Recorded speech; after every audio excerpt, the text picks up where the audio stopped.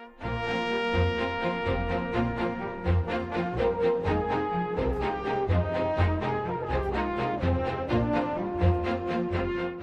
evening. I'm your host, Karen Hudis, and this show is the 34th segment in the DC TV series on the network of global corporate control.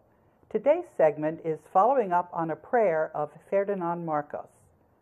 If America fails, then the world is lost. At the end of World War II, Ferdinand Marcos, who was the lawyer for José Rizal, who was the superior general of the Jesuits at the time, put the world's international monetary gold reserves and other wealth into a trust for the benefit of humanity for 50 years. That trust is called the Global Debt Facility, and it's administered by the Board of Governors of the World Bank and the International Monetary Fund. The Board of Governors is 188 ministers of finance and development. I'm the lawyer for the Global Debt Facility. The Federal Reserve does not have the United States monetary gold reserves, and neither does the U.S. Treasury. The Global Debt Facility has put liens on the Federal Reserve in the 11 states where the Federal Reserve banks are located.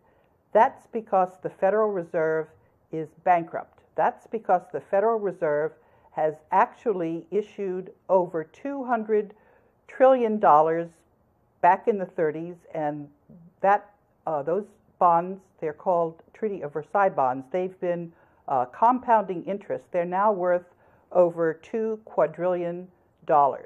So we don't owe the Fed money on country debt. It's actually that all of the country debt can be offset against this $2 quadrillion.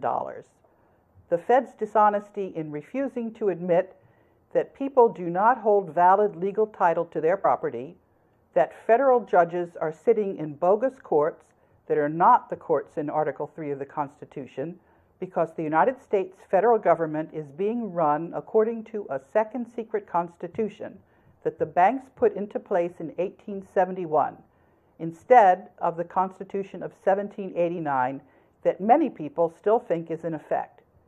People's opinion of the legal profession has tanked. So has their opinion of journalists. 2/3 say the national news media has a negative effect on the country. And just this past week, I tweeted something which was retweeted 52 times. I said, let's face it, none of the media is telling the truth. And the reason why is because the media is owned by this network of global corporate control. We know this for a fact because 3 mathematicians at the Federal Institute of Technology did an analysis of who owns the 43,000 companies on the capital markets, and they found out that it's actually all one company. This network of global corporate control is really one single conglomerate.